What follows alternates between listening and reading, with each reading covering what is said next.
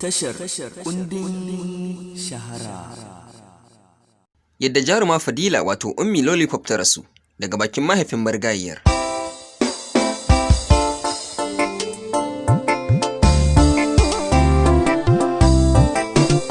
Rasuwar fitacciyar jaruma Fadila Muhammad a daren shekaran jiya ta girgiza masana'antar fina-finai ta Kannywood matuƙar gaske. Shafin mujallar fim ya gano cewar ta rasu ne a ranar Juma'a 28 ga Agusta shekara ta 2020 da misalin karfe 11 na dare a cikin motar mahaifinta a lokacin da ya ɗauke ta zai kai ta asibiti. Kuma dai dama marigayiyar tana fama da ciwon zuciya inda a ranar Alhamis ciwon ya tashi. Aka kai ta asibiti ta ɗan samu sauƙi aka dawo da ita gida a ranar. Daga bisani kuma sai ciwon ya yi dawowar ƙarshe. Allahu Akbar.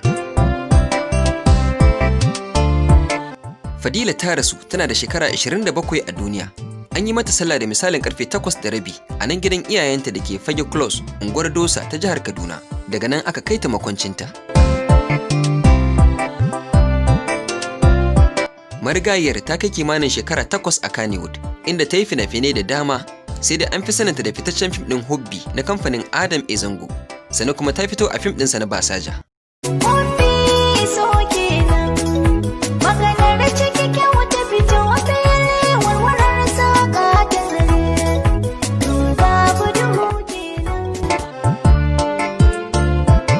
Allah sarki, hakika wannan mutuwa ta girgiza 'yan fim matuƙa. Kowa na ta yi wa Ummi addu'a, musamman a kafafen sada zumunta, inda da yawa suka rika saka hotunanta da kuma guntayen bidiyoyi daga waƙoƙinta a fina-finai. Wakilin mujallar fim wanda ya halarci jana'izar Ummi ya zanta da mahaifin marigayiyar bayan an dawo daga makabarta game da wannan babban rashi. Malam Muhammad wato mahaifin Fadila ya fara da cewa, wannan rashi da muka yi babu abin da zan ce sai Allah ya ji kanta da rahama, Allah ya sa aljannar firdausi ta zama makoma a gare ta. Yana faɗin haka sai ya fara kuka. Cikin yanayi na zubar da hawaye ya ci gaba da cewa, wannan yarinya babu abin da zan ce mata sai Allah ya saka mata da alheri, Allah ya yi mata sakayya da gidan aljanna. Yadda wannan yarinya ke yi min biyayya, Allah na gode maka da ka amshi ran wannan yarinya a hannuna. Kai dai ga nauni, tun daga gida zuwa gidanta na gaskiya, kaga irin ɗan adam da suka halarci jana'izarta. Cewar mahaifin marigayiyar inda yake gaya wa wakilin mujallar fim. Cikin matsananciyar damuwa da ta cika zuciyarsa, ya ci gaba da cewa, kuma rasuwar yarinyar nan, inda Allah ya ƙaddarta sanadiyar wani abu ne na ɓacin rai, kaga mutum ba zai damu ba. Za ka ga ka haifi yaro, in ya mutu baka damu ba, ko kuma ka ce gara a kashe shi ma. Amma kaga 'yan uwa da abokan arziki da iyaye kowa na zub da hawaye. Na san dai wannan yarinya alhamdulillah. Kuma kullum addu'arta Allah ya karɓi rayuwarta kafin nawa, don ba ta son in rasu in barta. Abin da zai sa na rinka yawan tunawa game da ita shine, a kullum burinta me za ta yi min da zai sa na samu sauƙin rayuwa. A game da maganar su ta ƙarshe da Fadila, Malam Muhammad ya ce, jiya na ɗauke ta zan kai ta asibiti. Ta ce min baba ka yi haƙuri, na ga kana ta wahala da ni.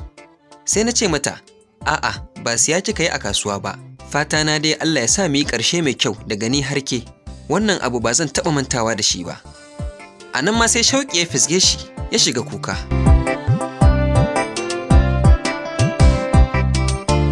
Daga ƙarshe sai dattijon ya iske wakilin mujallar fim inda yake tsaye, ya ba shi saƙo zuwa ga 'yan fim duka, ya ce, ku ke hulɗa da 'yan fim ɗin nan da sauran jama'a, don Allah ku taimake ni ku faɗa wa mutane, inda wanda yake da wani alƙawari na bashi tsakanin shi da Ummi, don Allah kada ya yi ƙasa a gwiwa, ya zo har gida ya sanar da ni.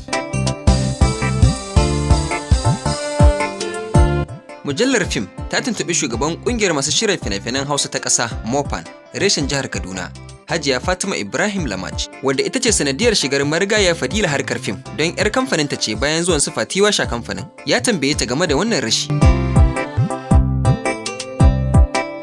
Sai Lamaj ta ce, Allahu Akbar, babu abin da zan ce sai dai in yi wa Allah godiya, domin shi ne ke raya mutum kuma shi ke ɗaukar abinsa. Ina ganin bayan iyayenta sai ni aka yi wa wannan rashi, don babu wanda ya ji wannan mutuwar kamar ni.